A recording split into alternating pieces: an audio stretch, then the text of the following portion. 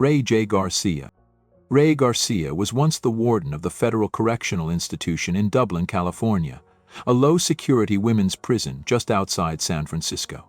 He had spent years in the Bureau of Prisons, rising through the ranks to become one of its trusted administrators. As warden, Garcia was responsible for maintaining safety, enforcing policy, and upholding the Federal Prison Rape Elimination Act.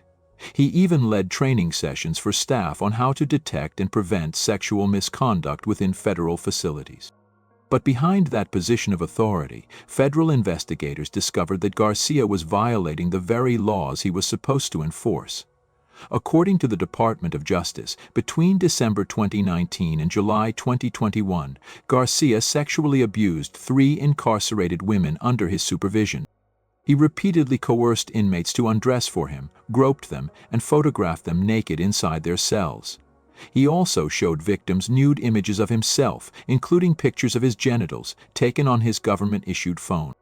The FBI and the Department of Justice Office of the Inspector General began investigating after inmates reported Garcia's behavior. When confronted by investigators, Garcia denied the allegations. He told them he had never asked inmates to expose themselves or touched them inappropriately. However, investigators recovered nude photographs of inmates from Garcia's government phone, directly contradicting his statements. This evidence, along with victim testimony, became central to the prosecution's case. In September 2021, Garcia was first charged with sexual abuse of a ward.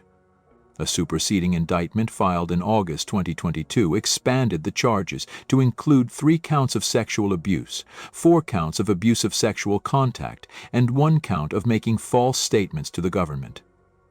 His conduct, prosecutors said, reflected a pattern of sexual exploitation inside a facility already under intense scrutiny for misconduct. FCI Dublin had developed a notorious reputation by that time, known among inmates as the Rape Club. Multiple correctional officers at the same prison were later charged or convicted of sexually abusing inmates, prompting the Justice Department to launch a sweeping review of staff conduct across the federal women's prison system. Garcia's trial began in late 2022 in federal court in Oakland, California. Over several days, jurors heard testimony from victims who described years of fear and silence under his authority. On December 8, 2022, the jury found him guilty on all 8 counts, including 3 counts of sexual abuse of a ward, 4 counts of abusive sexual contact, and 1 count of lying to federal investigators. At sentencing in March 2023, U.S. District Judge Yvonne Gonzalez-Rogers told Garcia that he had abused his position of trust in a particularly damaging way. She sentenced him to 70 months in federal prison, nearly 6 years, followed by 15 years of supervised release.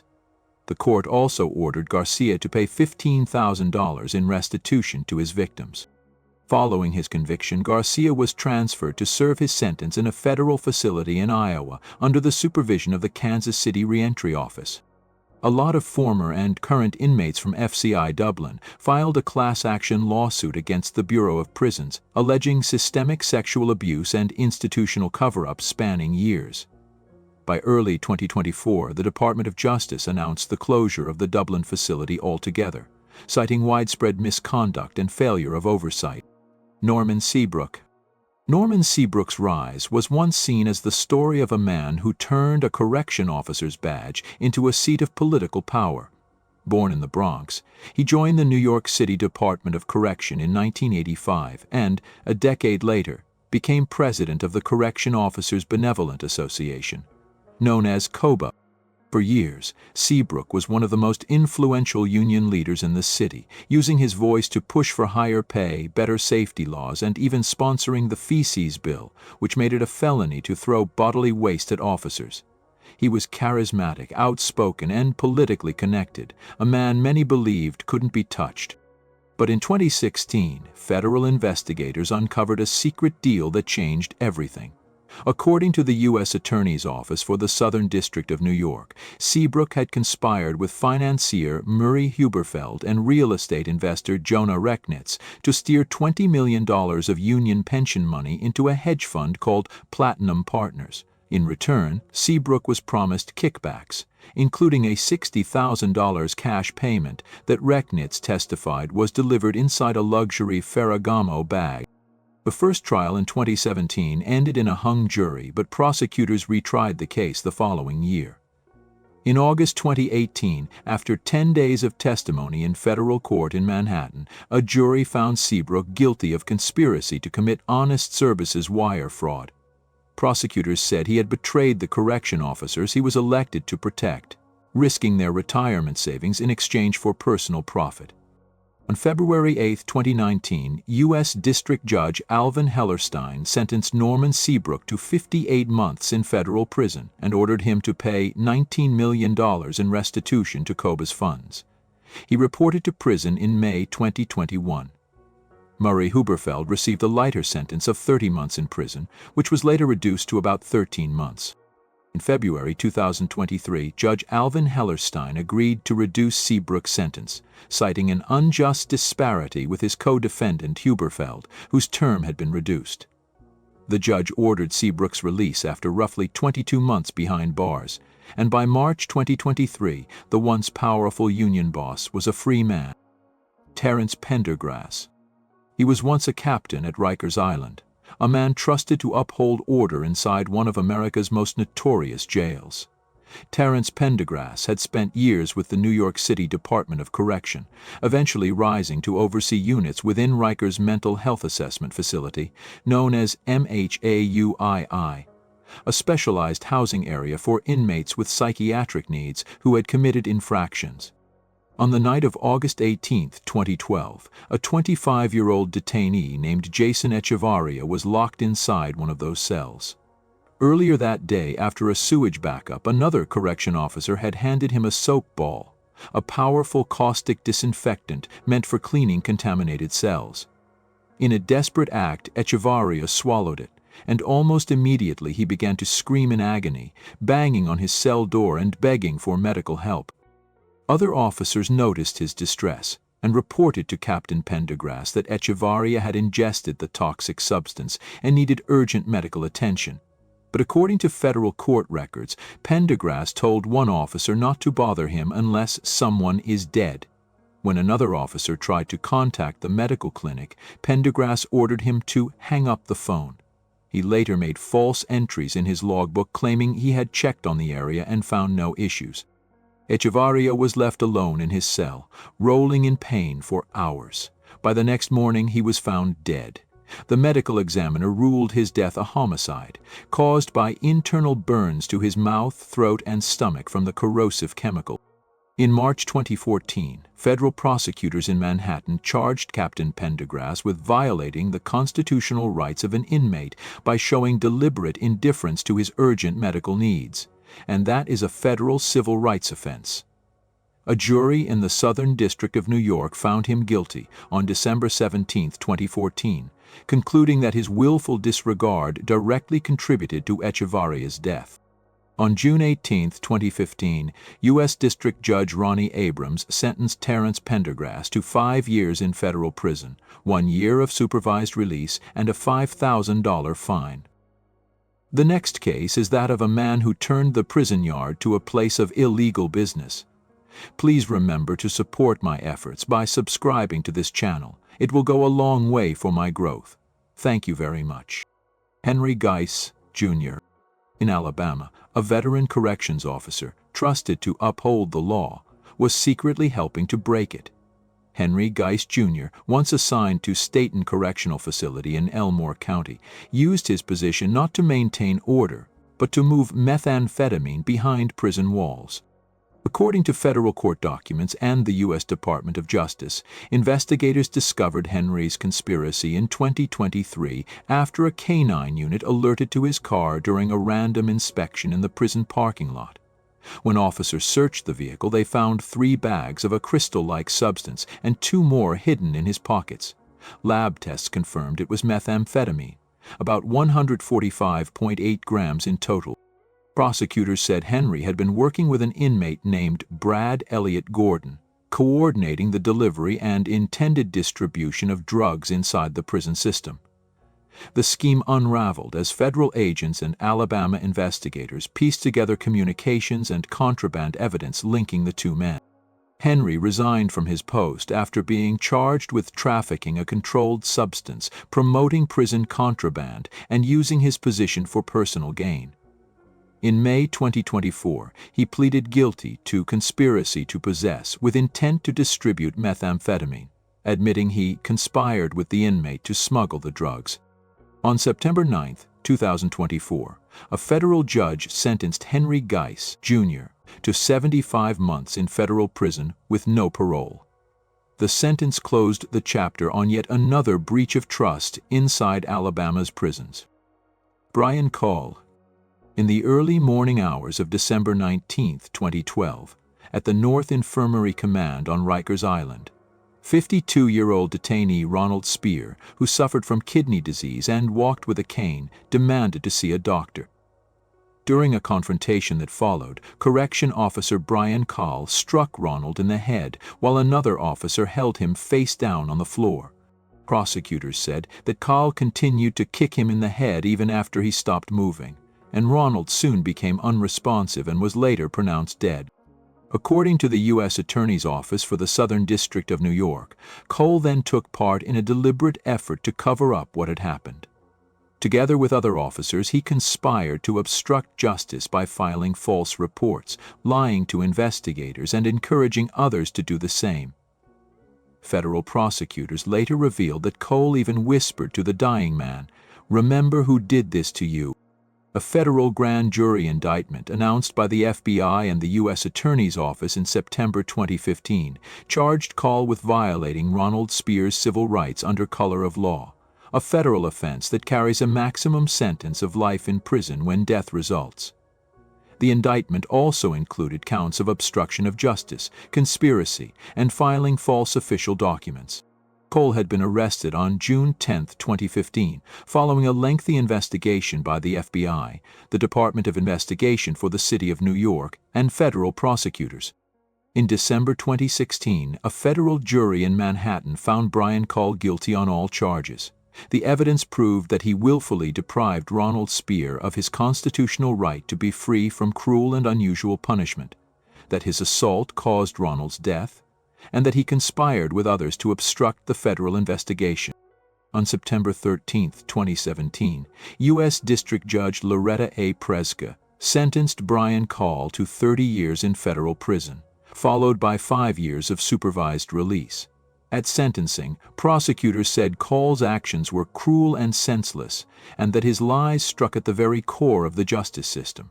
Judge Preska emphasized that the sentence reflected the seriousness of the crime and the need to caution other officers from abusing their authority. Mohammed Shahid Jenkins. Mohammed Jenkins was a 52-year-old former lieutenant at the William E. Donaldson Correctional Facility in Bessemer, Alabama, a maximum security state prison known for housing some of the state's most dangerous inmates. He had served more than 2 decades in the Alabama Department of Corrections, rising to the rank of lieutenant and shift commander, a position of trust and authority over both officers and prisoners. But in February 2022, that authority turned violent. According to federal court documents, Jenkins assaulted a restrained inmate identified as Victor Russo, who posed no threat. The victim was handcuffed and compliant inside a holding cell when Jenkins began striking him repeatedly. Over the course of several minutes, Jenkins kicked and punched Victor Russo, sprayed him with a chemical agent, beat him with the canister itself, and even struck him with a shoe. He left and re-entered the cell multiple times, each time continuing the beating while the inmate remained restrained and non-combative throughout the entire assault. Afterward, Jenkins filed a false incident report claiming that no use of force had occurred, and he repeated that lie to investigators, denying he had assaulted Victor or used chemical spray. But a federal investigation by the FBI Mobile Division and the Alabama Department of Corrections Investigations and Intelligence Division uncovered the truth. Investigators determined that Jenkins had not only used unlawful force, but had also attempted to obstruct justice by falsifying documents and giving false statements. During the investigation, Jenkins admitted to another act of excessive force that occurred earlier. On November 29, 2021, he attacked a second prisoner, identified in court filings as D.H. Jenkins sprayed D.H. in the face with a chemical agent while the inmate was handcuffed, then struck him in the head with the spray can and hit him again with an open hand as the man struggled to breathe. That earlier attack had gone unreported until federal prosecutors uncovered it as part of the broader probe. Jenkins pleaded guilty on September 12, 2023, to 2 federal offenses, 1 count of deprivation of rights under color of law for the assault and 1 count of obstruction of justice for falsifying records and lying to investigators. The plea made him the latest in a series of Alabama correctional officers federally prosecuted for violating the civil rights of inmates under their supervision. On December 19, 2023, in the U.S. District Court for the Northern District of Alabama, Jenkins was sentenced to 87 months in federal prison, followed by 3 years of supervised release. According to the Department of Justice, the sentence reflected both his repeated acts of violence and his deliberate attempts to conceal those crimes. Gregory Rodriguez. He was once trusted to guard the most vulnerable women inside California's largest women's prison, but instead of protecting them, Gregory Rodriguez turned the power of his uniform into a weapon. He worked as a correctional officer at the Central California Women's Facility in Chowchilla, where, over nearly a decade, prosecutors said he sexually assaulted multiple incarcerated women, often in areas with no cameras, like laundry rooms or supply closets. According to testimony, he used his position to coerce victims, sometimes offering small privileges or threatening punishment to ensure their silence. When women tried to report him, they said the system looked the other way. Investigators later revealed that complaints had surfaced as early as 2014, but the abuse continued for years inside the walls of the prison. After a lengthy investigation by the California Department of Corrections and Rehabilitation and the Madera County District Attorney's Office, Rodriguez was charged with over 90 felony counts, including rape, sodomy, and sexual assault under color of authority, crimes committed while on duty against women he was assigned to supervise. In January 2025, after weeks of emotional testimony, a Madera County jury found him guilty on 59 felony counts involving at least 13 victims. Survivors described years of fear and trauma, saying Rodriguez had used his badge to control them. He was sentenced on August 15, 2025, to 224 years in state prison. In the courtroom, some victims wept as Judge Catherine Rigby told Rodriguez he had caused irreparable harm and violated the public trust. Reporters described him sitting motionless as each count added another decade to a sentence that would outlast his lifetime. In the words of one survivor, shared through the prosecutor, "He's a monster who took everything from us, our right, our safety, and our voice." Christopher R. Walrath. It was the night of December 9, 2024, inside Marcy Correctional Facility in upstate New York. 43-year-old Robert L. Brooks, recently transferred from Mohawk Correctional, was brought into a medical room, handcuffed, bruised, and visibly injured. What unfolded next would later be described by prosecutors as a fatal act of brutality carried out by those sworn to maintain order. Among the officers present was Christopher Walrath, a New York State correctional officer assigned to the facility. Investigators later revealed that Christopher had left his assigned post that night to participate in multiple assaults against Brooks. During the attacks, he struck Brooks in the chest, torso, and groin, and at one point placed the handcuffed man in a chokehold that violated prison policy. He admitted to using physical force while Brooks was restrained, and to failing to stop other officers from continuing the assaults.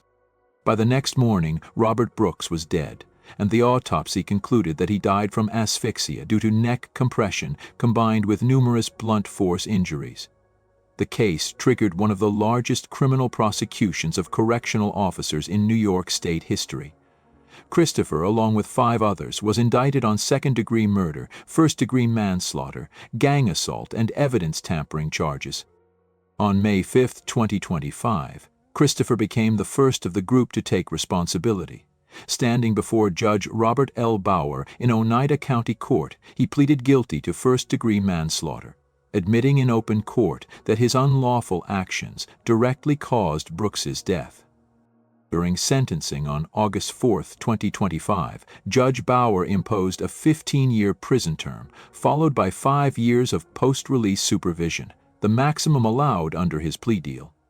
In court, members of Brooks's family delivered emotional victim impact statements.